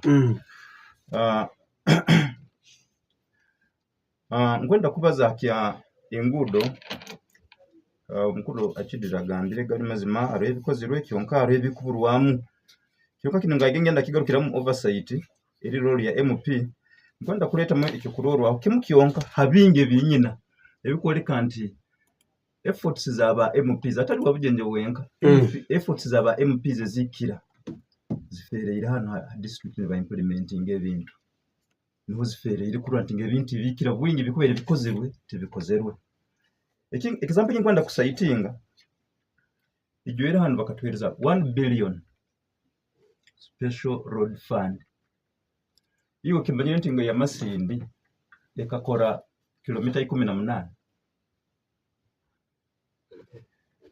ekakora orugudo orwa Kaiha Kitamba na Biyebega orugudo rundu kilomita 7 tinyetegerizo kamera bakakora orugudo rwa Kaiha Kitamba na Biyebega ruri kilomita 7 bajya bakora orugudo in fact kilomita 7 rukatwara emiliyoni 334 kilomita 7 kola si maramu bakora oruguudo rundi rukutandika Bwinamira Kisagura Nyakyeju nirutundukira Kimanya hati runo rwa Bwinamira kilomita tukurubara 11 habwensonga in between halimu omwanya guli gwa Kinyara Estate ubwo bakaguguruka zikakorwa MP zikakorwa esente government webane funding district implement ezalesero ba MP. Yes. Okay. Kundu zakora kilomita 11 ha milioni rukaga nsanjo na musanjo. Which financial year is that? It was a billion in years juweli. No, maybe clarity if you can allow. Anti a billion wili yokukolera abantu. Engudo tukubere tukozire nyingi with additional kilometers mbitweke bikwahukana. Nikyo kurudira nti munobuzira ikarani zijja nyingi abantu bayina interests zindi bakwisana gamba ba MPs ba lobbying sente zaija kyonka zakozesebwa kubi nikyo kumanyisa in the case sente zino zikagenda hona country wide kyonka nkaito in the case of Masinde zaitu zitukolera iki abukuba nkolenga okuyunga sente zokubazaho ne mukisanja kya Bujenje ntakikenga bikwataganira nka okubaza lobbying orugudu rwabye bigaruka ko rwejwere anti nuko rwohame MP over sente zikaruga mu center zaija kuno ziresoro ba MP kandi zitaje Masinde onkazi zikaija ihanga liyona kyonke zaitu Masinde zikakozesebwa kubi ababuze bazitabarura engudo nyingi 03mwenda 288 mwenda abantu babujenje nikakaire nkwenda kubazaho nainywe mutera akasimu turori ekigena maiso Bujenje muri muta onu kansoke nkwata simu tatu esa mwebale abali mu studio ego ego nyowe nkongera kusima abali mu studio ninyongera kugambira Kahira munywani wange Mbogo nti kona repokeke sanko gwagambireke uweka rugayo kuija harepijo nkanyuwe mbalinke difastreta bwijanga hele sentapo njunanizibwa n'abakawuka k'omunywerero basobora kumpero bukaiso nyine gurupe zinkora zibenefitingira hali onarepo itu ebyaito obwe bwakore kintu tayetaaga igenda harepijo tayina bya kamera mu Bujenje ezifunire ezakugamba kati zitakugatenda nakwata mu sente ze Kahira kino kibakizina haliwe yowe kuongera kusima honorable nepikipiki yange yowe kobunkora mu brother deliver andema kyonka honorable nampereza mafuta awakantu baye babukenye. Okay. Mwebale. Hello, njakugarukira tatu wanje nalure kuruga wa murara sima muno abakoga babazire mu studio kandi no gagiro ngamba nje bogora emje wale Bujenje kanyo ko tegeza banko kali ya penzi leti kabakumba kasumba na MVRO keke adizazingire kugaruka mu parliament kundu gwakani kufikira ekukora yakora Bujenje kandi no barani ba yani kuweza ngo emoto kwezo ziyareke zikongere muno ko bintu Bujenje kandi nebizibu ebindi ebibayize nibiba mu Bujenje nebikongera kuba oba mutera abanayi Bujenje aho alo muntu bayisiye kina someraho MP akabanayi omukayi yako ngati ebintu bingi niwe ngaptanule kuba nyomora ngarozere MP waiti nditakozere ngati umzaje wabitango baba zindi usino oba oyo kusaba ekisande kigaruka tumukwade ebendera yeke eliba yange eliba mkwaro tumukwade ya inare keke agenda mai. Okay, hello Tanotebo tatu mwami wangi tonwe tukuleze mutabani wa kabisa waneka mulaki sebo ntiba akabo kujjo tuteseze ebirowoozo ebirungi nembadde nsaba bakolera abantu kubanga malwaliro temuli ddagala otuukayo n'obituuka mu ddwaliro ng'eddagala ogulaggule sebo webale tuweere kale okay hello yesu mukulu Ego. Webale program. Mwana watuko mtuwe na masingi. Bokuba naura mu mutwe mulindo kugamba ento baza hari keke. This time around nibo turagireke abakoranti bayimebera nibabaza oflow parliament keke halaka uzire. This time nibo turagire aba MOP aba kuikara mu bantu anytime no mugirana isimu y'omuntu wa hansi na respondinga na ikizago kyabo kandi tuyinabo obuye bwona. Nawe keke amazima g'abantu babugenze batasuno ku bibazo bali mu gakoja bakanda kusemera garuka mu parliament mukama mwerezo mu kisana abakoranti babayiyo ku bagambye abantu bakashime. Okay, hello. Hello. Tat. Ono kuba tunabaronga leki kikurwa kire nyongo terera. Omunyoro keke agenda kuba mu parliament okutamu 3. Aliwo MP aperere nyuma aho. Akagenda yagura koma kana ko kuserebizamu. Nuko yakashibaga yakira abantu radio bali bakarangira akagura koma ko kuserebizamu koma kebizamu. Yagura na airtime kumara emyaka 5 nabaza kindiriki. Choka timu toka za Afrika ziyaguzire zikutaho mukoma kola kama mirundi inga. Nunga live keke. Bakari kurungi. Okay, hello.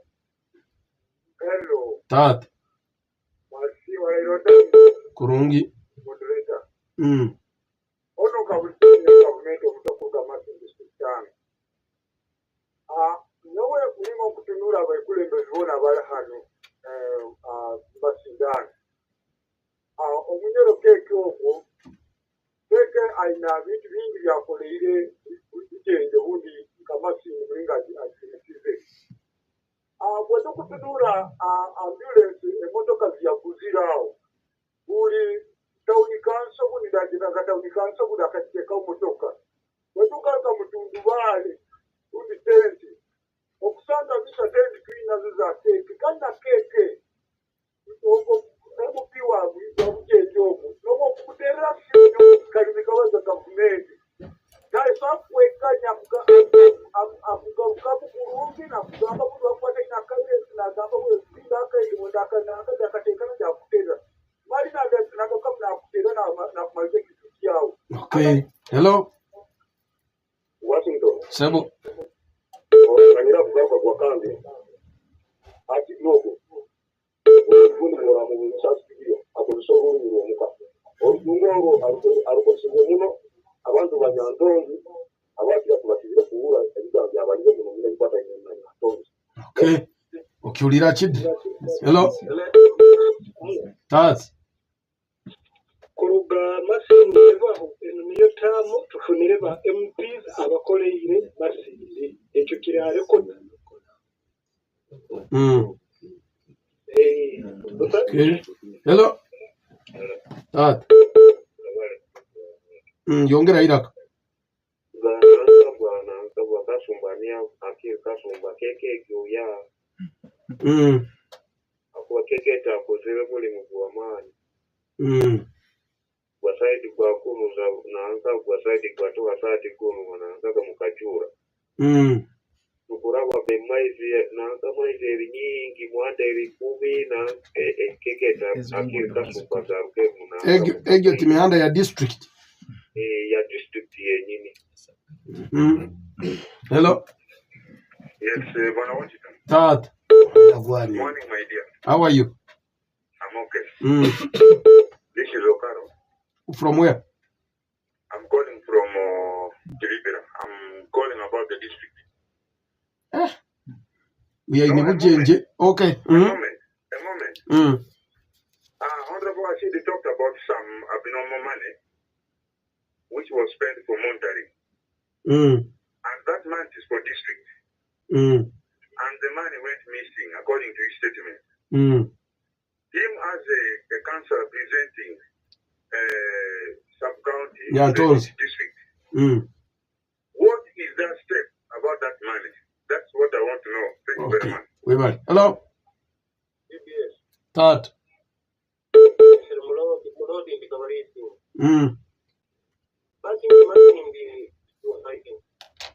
Mbona kusema MPs ba Bujenje na muna Bururi forever the Masindi MP wa Masindi hamu timu yeyo na kweli meya biki abantu abo bona bayikaire mbwe kulembeze mu myaka atashye tugena myaka 5 katale kamasingi kakabalemu bayikara kubaza mu kintu kimu kola sibakora repairs atogenzere nkawo mbara sibite byo na bikola sibitaki kukaya bitatu kasi na bakulembeze Chokurora nti aba MP abakusinga mu nyokwe na kusima aba MP ba Bujenje muna Bururi abata abo bakoze bati masindi kusigalire nkamasanyalaze bande kyoka bindi bakabipima kyoka bitahayite bati bakabimaliriza gabyaha bikondo bindi bakabipima bateka mu bibati bikiba kyoka nabo bakunda buru betukyalo tuwulirize bati wegarukemo kale hello kubazali Bujenje kubazali masindi hello Tat. Ego. Yongeri lakati nkulire. Nka? Sajeri Bujenje. Aha.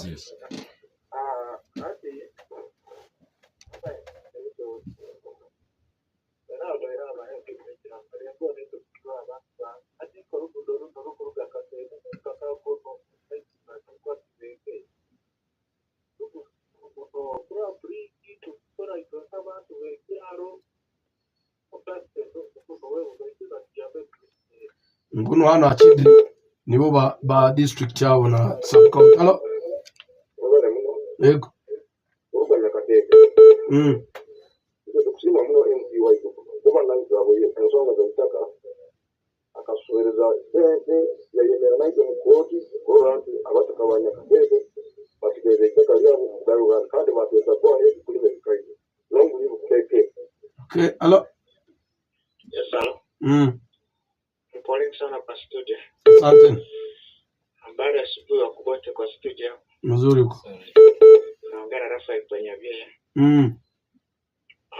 Lakini kama mimi kwa side ya kwangu mimi nachukua keke ya sasa mwenye yeye hapana hizi jua ati nguo yake kwa mzuri. Kwani kwa fasi yote inapita. Alikuwa kwa sita kwa kila maneno yote iko ndani.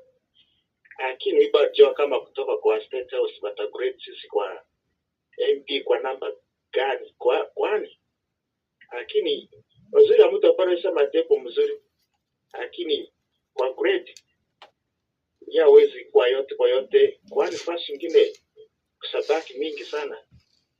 Okay. Asante. Hello Washington. Tatu. Wale ndio kuteka unyura muda. Wala na time kaba. Ati bisaba munyo kanyira ko ebintu binabya simbegene vina bina abataba kine bina asimaga. Ati kinyara hana role ndi mukisanja kya keke. Apa kutora okura bongere wode gije batevya scanning gate. Ite zizi kisanja kinu. Apo ile bainga bavuga kabango uko bayipira kinyara hana bakutora. Bainga obulbo bomeze keke cyo beke. Bando enrollment yabana bagenda asomero bali bainga. Final abanda abagenda kukajya batubye bando enrollment oyo kugamba gafa gamede. Abana bakugenda asomero kinyara enrollment how much it is. How many abana bali in comparison to the last extended ya hoyle ki. Okay. We bali muno hello. Hello. Wanji. Washington. Sebo. Oluyelo shidebide kya Unyeri Bujenje. Aha.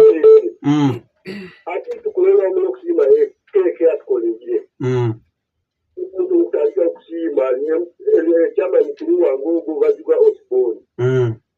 Abakwa pese bindi byakufuga.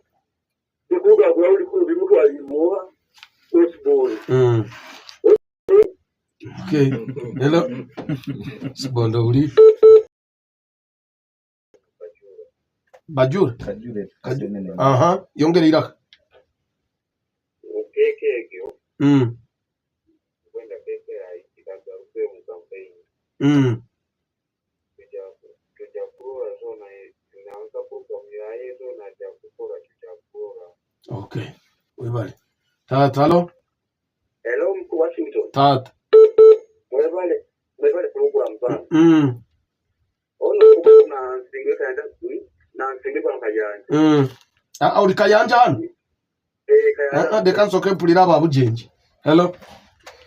Ona wakera Steven kota Rebecca Rwamanyirinka Bujenje. Asanteni kwa hizi kansala yetu kama Ati Kustopa. Anasikia. Yetu kama sisi watu wa Manya ziko mbaya sana kwa barabara. Ati Kustopa iko neighbor yetu lakini yeye anapita yeye anaona barabara iko mbaya. Hata nyewe kike bado jua wa Manya iko hapo. Haya.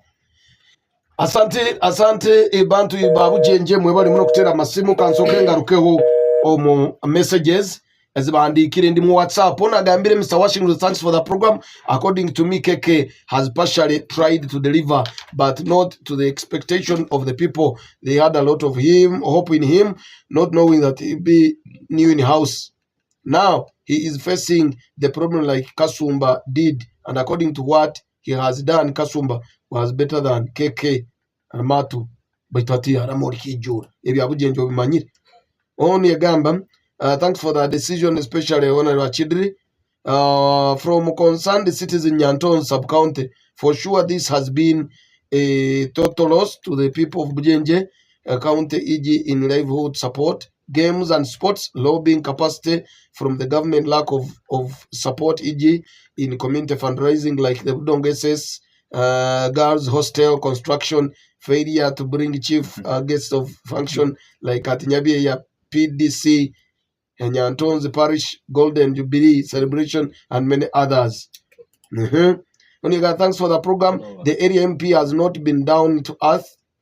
If you try to compare with the previous MPs, Bujenje is not in total mess.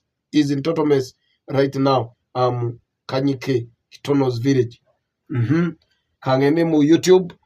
Ona gambire Mr. Washington, thank you. Barole Moses, thank you for the program. In the callers comment highlight, the MP has been peaceful. He has made peace with all three chairpersons in the district. Ask your children, what are the sources of funds for the water project that the district is budgeting for? Is it local revenue or money from the center? For how long has been the district known that Bulima needed that water? Why, when efforts have been made by the MP, then the district comes to budget for it? Muikairo mukimanyire bakwenda amaizi. Omwaka uli MP abirimu nanyo muizire speed ni muiruka. Nandite taho. Buruli and Bujenje were united and working together after discussing. Bujenje had 4 schools while Buruli had 2 only, so they agreed as colleagues. Kaira aleke okuhakana keke aija okubikora alindirize. Then SK Master yagamba here in Ntinda watching live Washington and management thanks so much. At least we can be far and still listen to the programs. All in all, KK has worked. Harabandikira of message hano simu onagambire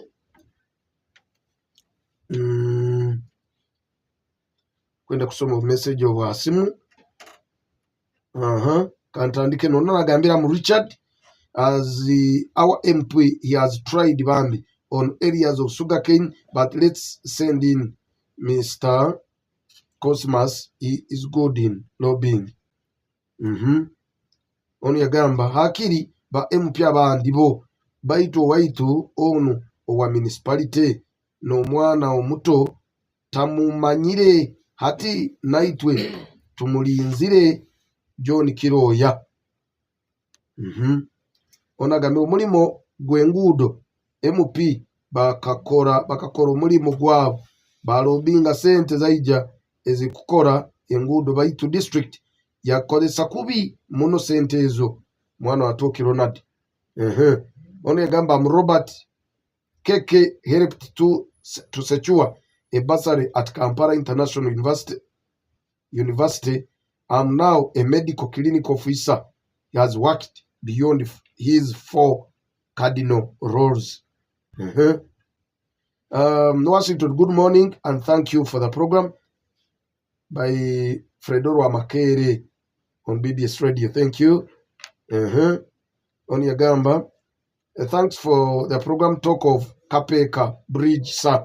Margaret kapeke kusane bali kubi kanoni yagamba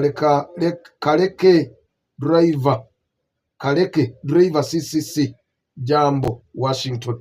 Thank you. Bano bona babujenje baini bahuliriza. Oni yagamba Washington, thanks for the program. Mr. Washington, to be sincere, our MP has done a lot. Even us in Kitonozi, extension of electricity, we are all done with wiring in our houses. We are just left with light.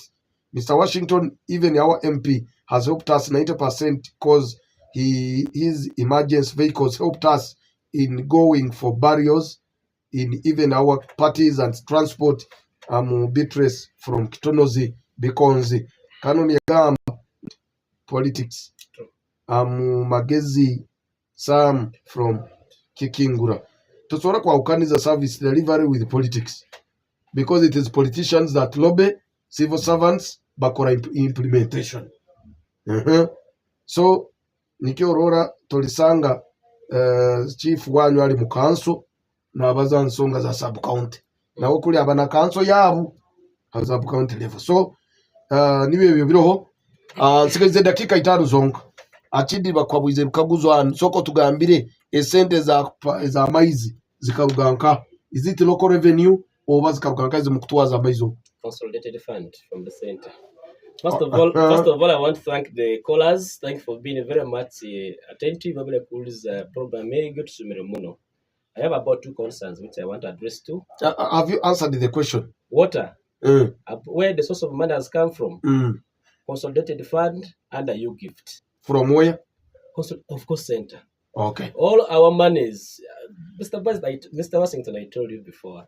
For us as a district, we have a vote. The center knows us. You know, and once we have uploaded our budget in the system, it is the role of the center to fund it. Whether you have, yes, but though our roles are complementary. Okay. They asked me about the road of crossing of Pomzika to Ramanya. That road is already in the budget. I'm aware of it.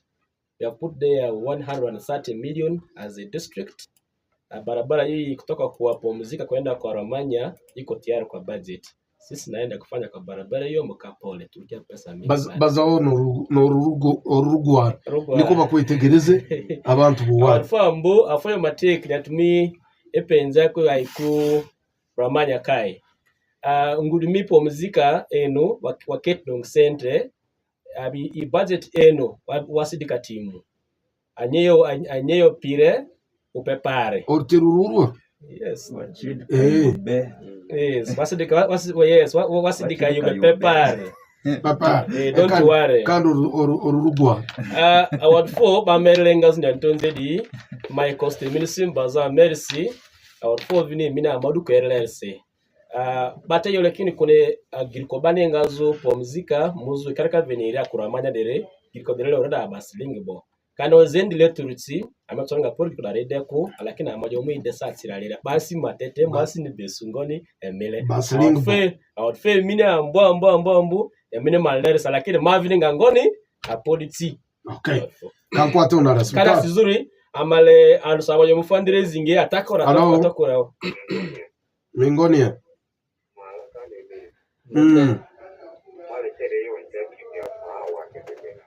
Yongera wira kabagama bata. Makini. Mala tere yo njechi duver mejo njela wadwele. Mamiriria. Akide. Mamiriria. Alakini program da mafuru na tetire rengonie. Program ngo. Program ayetinga ndreto asake afaro ari gajura rori. Bridge ye bana zozo adartse.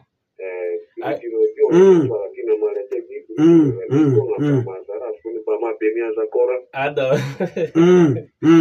Our farm.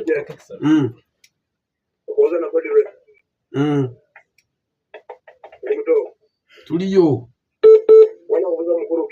Yes, there. Okay. So Girkodere, Amado Medera, already district road Amaduribo. Now as lady your sling bazo aleneri. Amasin subetiche mileni abangembyo daraza kora wafamu ebina merele. Okay. Aro ebaroi bankwasiza nusome bayitukandi kyandiko kikoto muno nkujja kusoma ibi aiguru. Ekandiko biro kweza 22 Oktoba 2024 to the Right Honorable Prime Minister Office of the Prime Minister Yagambari Presidential Pledge for the construction of Masindi Kyankwanzi Bridge. January 2016, during the commemoration of the 1981-1986 liberation struggle, His Excellency the President made a pledge to oversee the construction bridge connecting Masindi and Kyankwanzi kandi kwa andikirwe Bujenje Honorable Member of Parliament Kenneth Nyembwa na ijukiza President okuraganiza kwe kukora rutindo rukwataniza Kyankwanzi hamwe na Masindi tenuko so iwa akagwizege ntibikakomanka ne barwangi ne kuoleka bakagira receiving ero kwezi 23 Oktoba 2024 mu ofisi ya Prime Minister.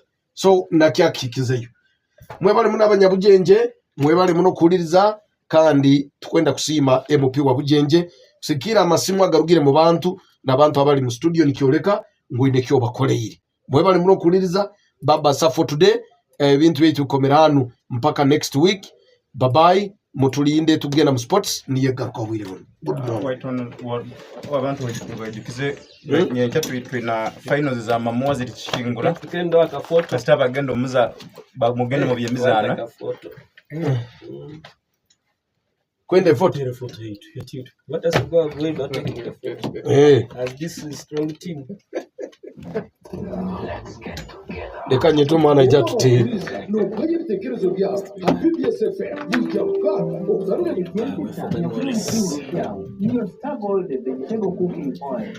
What is remaining for us? banzo tereksan kandi buri cyo kuyashimurira kandi kuri moment Star Gold vegetable cooking oil eyongera obunuzi na kawa ya karungo byo